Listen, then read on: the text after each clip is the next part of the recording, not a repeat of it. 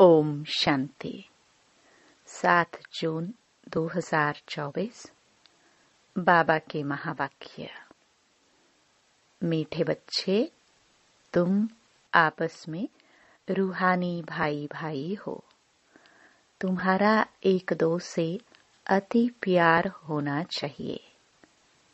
तुम प्रेम से भरपूर गंगा बनो। कभी भी लड़ना झगड़ना नहीं।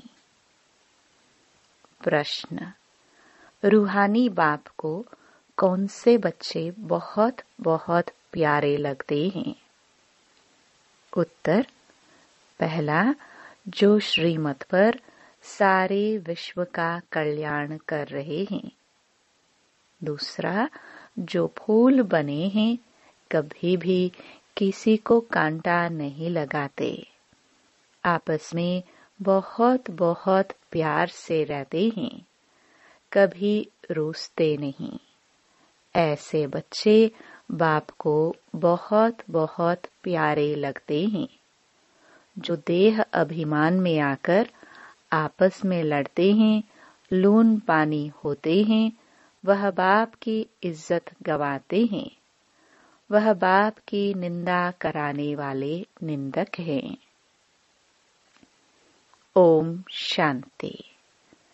जैसे रूहानी बच्चों को अब रूहानी बाप प्यारा लगता है, वैसे रूहानी बाप को रूहानी बच्चे भी प्यारे लगते हैं, क्योंकि श्रीमत पर सारे विश्व का कल्याण कर रहे हैं।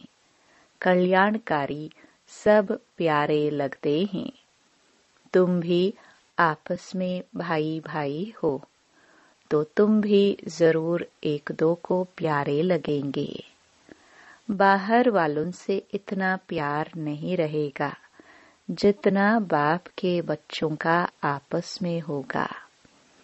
तुम्हारा भी आपस में बहुत बहुत प्यार होना चाहिए। अगर भाई भाई यहाँ ही लड़ते झगड़ते हैं या प्यार नहीं करते, तो वह भाई नहीं ठहरे। तुम्हारा आपस में लव होना चाहिए। बाप का भी आत्माओं से लव है ना, तो आत्माओं का भी आपस में बहुत लव होना चाहिए। सतयुग में सब आत्माएं एक दो को प्यारी लगती हैं, क्योंकि शरीर का अभिमान टूट जाता है। तुम भाई भाई एक बाप की याद से सारे विश्व का कल्याण करते हो। अपना भी कल्याण करते हो, तो भाइयों का भी कल्याण करना चाहिए। इसलिए बाप देह अभिमानी से देही अभिमानी बना रहे हैं। वो लौकिक भाई भाई तो आपस में धन के लिए, हिस्से के लिए लड़ पड़ते हैं। यहाँ लड़ने झगड़ने की बात नहीं। हर एक को डायरेक्ट कनेक्शन रखना पड़ता है। यह है बेहद की बात। योग बल से बाप से वर्षा लेना है। लौकिक बाप से स्थूल वर्षा लेते हैं। यह तो है रूहानी बाप से रूहानी बच्चों को रूहानी वर्षा। हर एक को डायरेक्ट बाप से वर्षा लेना है। जितना जितना इंडिविजुअल बाप को याद करेंगे, उतना वर्षा मिलेगा। बाप देखेंगे आपस में लड़ते हैं, तो बाप कहेंगे, तुम निधन के हो क्या? रूहानी भाई भाई को झगड़ना नहीं चाहिए। अगर भाई भाई होकर आपस में लड़ते झगड़ते हैं, प्यारे नहीं, तो जैसे रावण के बन जाते हैं। वह सब आसुरी संतान ठहरे। फिर दैवी संतान और आसुरी संतान में जैसे कि फर्क नहीं रहता, क्योंकि देह अभिमानी बनकर ही लड़ते हैं। आत्मा आत्मा से लड़ती नहीं है। इसलिए बाप कहते हैं, मीठे मीठे बच्चे, आपस में लून पानी नहीं होना। होते ही तब समझाया जाता है।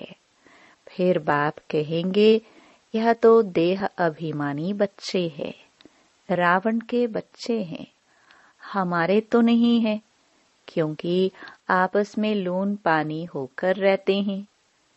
तुम 21 जन्म क्षेरखंड होकर रहते हो। इस समय देही अभिमानी बन रहना है। अगर आपस में नहीं बनती है तो उस समय के लिए रावण संप्रदाय समझना चाहिए। आपस में लून पानी होने से बाप की इज्जत गवाएंगे।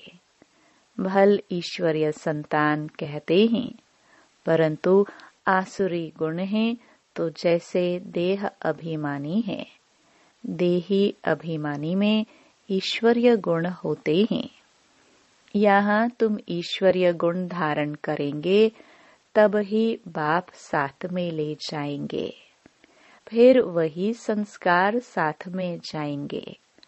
बाप को मालूम पड़ता है कि बच्चे देह अभिमान में आकर लून पानी हो रहते हैं। वह ईश्वरीय बच्चे कहला न सके। कितना अपने को घाटा डालते हैं, माया के वश हो जाते हैं। आपस में लून पानी, नमक पानी, मतभेद हो जाते हैं। यूं तो सारी दुनिया ही लून पानी है, लेकिन अगर ईश्वरीय संतान भी लून पानी हो तो बाकी फर्क क्या रहा? वह तो बाप की निंदा कराते हैं। बाप की निंदा कराने वाले लून पानी होने वाले ठौर पा न सके। उनको नास्तिक भी कह सकते हैं। आस्तिक होने वाले बच्चे कभी लड़ नहीं सकते।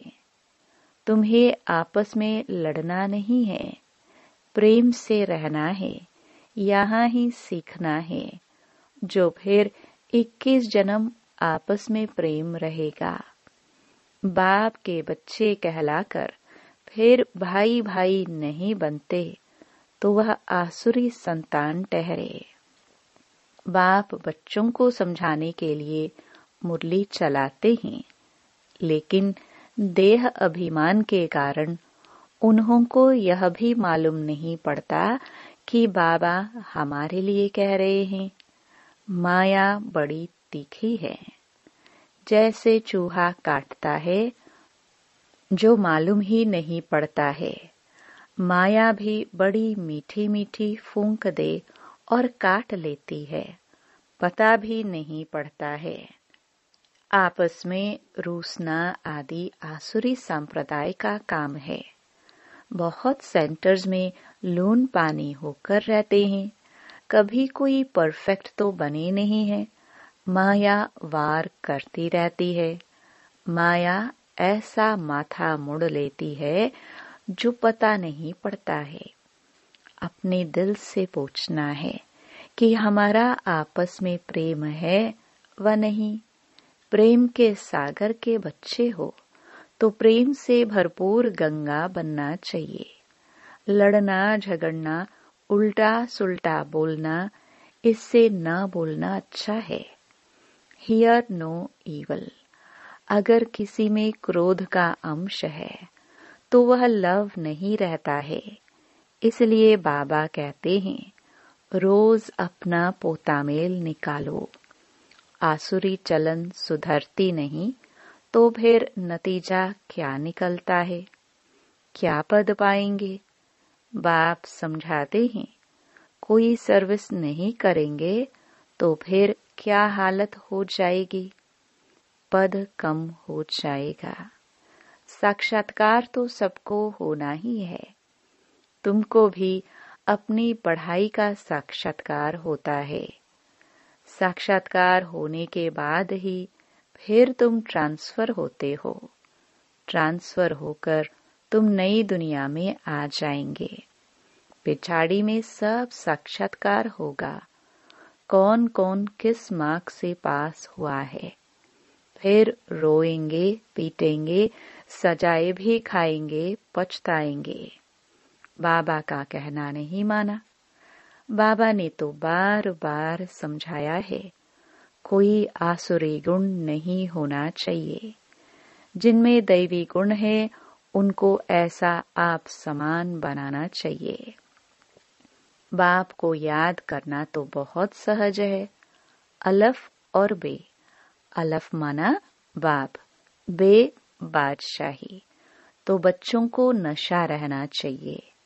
अगर आपस में लून पानी होंगे तो फिर ईश्वरीय औलाद कैसे समझेंगे? बाबा समझेंगे यह आसुरी औलाद है।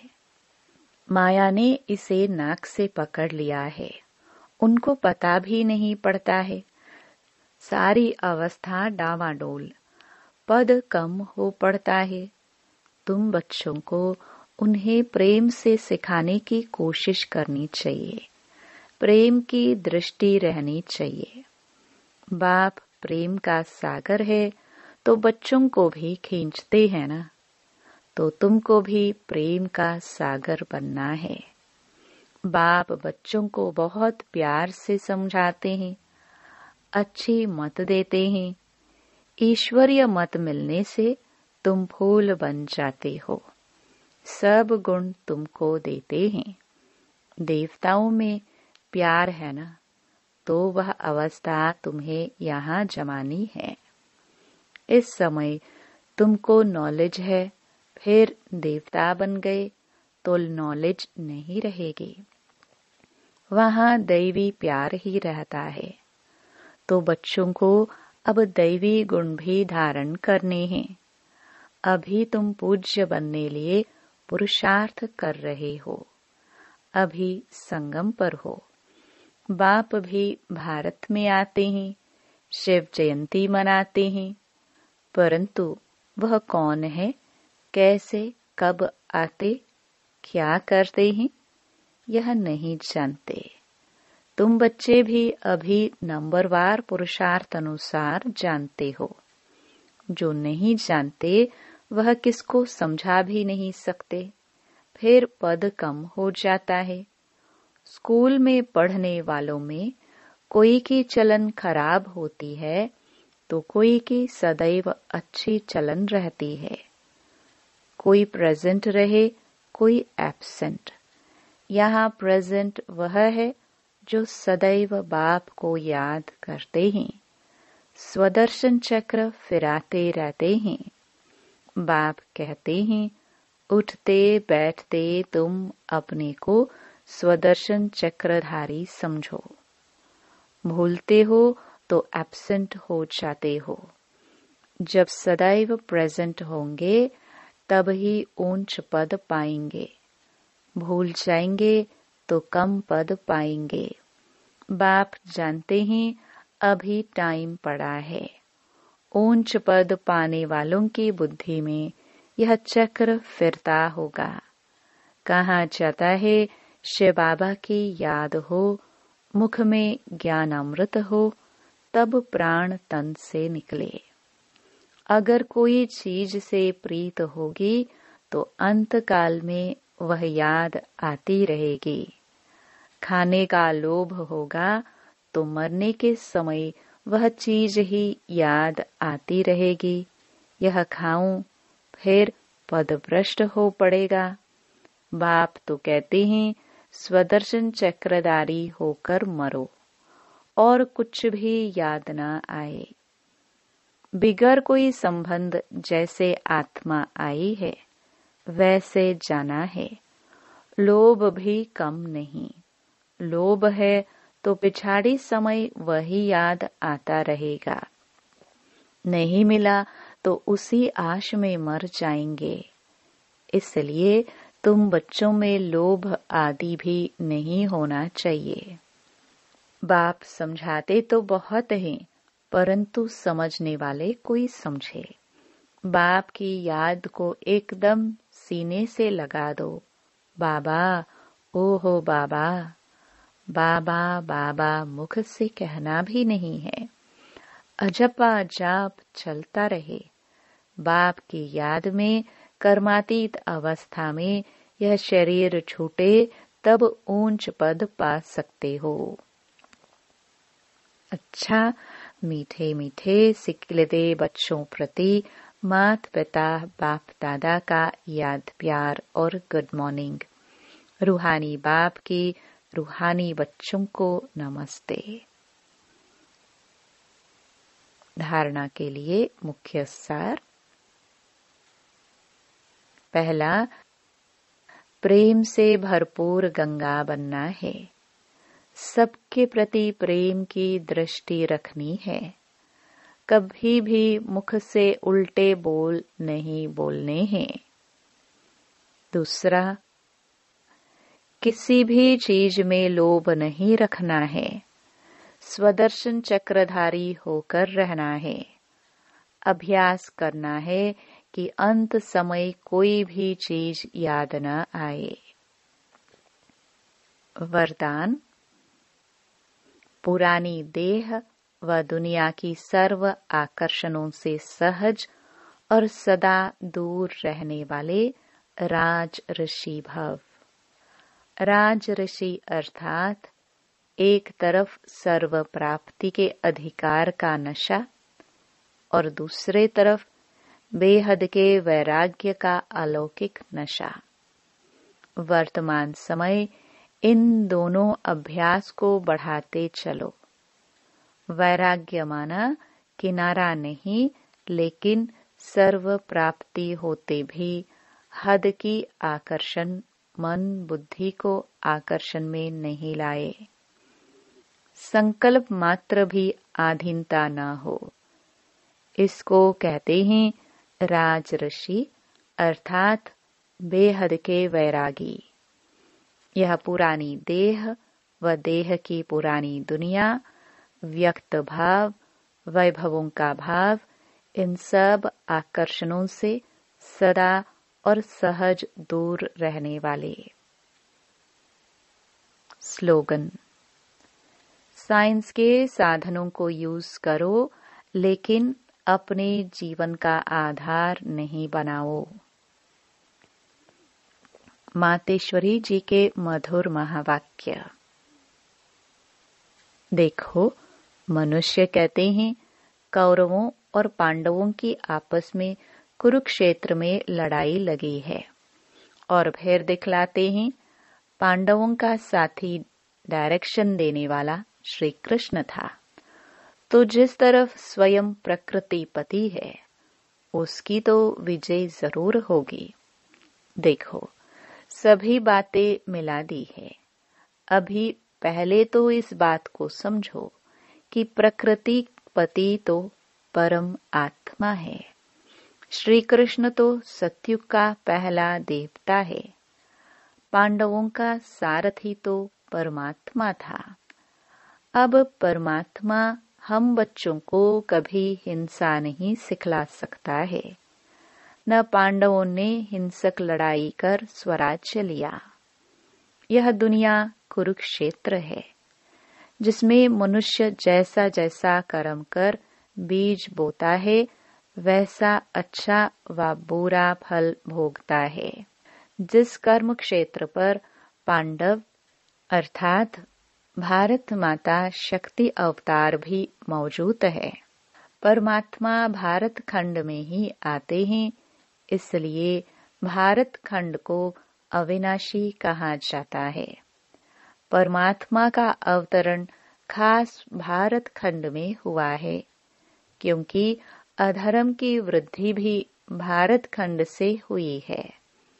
वहां ही परमात्मा ने योग बल द्वारा कौरव राज्य खत्म कर पांडवों का राज्य स्थापन किया। तो परमात्मा ने एक आदि सनातन धर्म स्थापन किया, परंतु भारतवासी अपने महान पवित्र धर्म और श्रेष्ठ कर्म को भूल अपने को हिंदू कहलाते हैं। बेचारे अपने धर्म को न जान औरों के धर्म में जुट गए हैं। तो यह बेहद का ज्ञान बेहद का मालिक खुद ही बताता है। यह तो अपने स्वधर्म को भूल हद में फंस गए हैं, जिसको कहा जाता है अति धर्म ग्लानि, क्योंकि यह सब प्रकृति के धर्म हैं। परंतु पहले चाहिए स्वधर्म। तो हर एक का स्वधर्म है कि मैं आत्मा शांत स्वरूप हूँ। फिर अपनी प्रकृति का धर्म है देवता धर्म। यह 33 करोड़ भारतवासी देवताई हैं। तभी तो परमात्मा कहता है, अनेक देह के धर्मों का त्याग करो, सर्व धर्मानि परित्यजा। इस हद के धर्मों में इतना आंदोलन हो गया है, तो अब इन हद के धर्मों से निकल बेहद में जाना है। उस बेहद के बाप सर्वशक्तिवान परमात्मा के साथ योग लगाना है। तो सर्वशक्तिवान प्रकृतिपति परमात्मा है, न कि श्री कृष्ण। तो कल्प पहले भी जिस तरफ साक्षात प्रकृतिपति परमात्मा थे, उनकी विजय गाई हुई है। अच्छा, ओम शांति।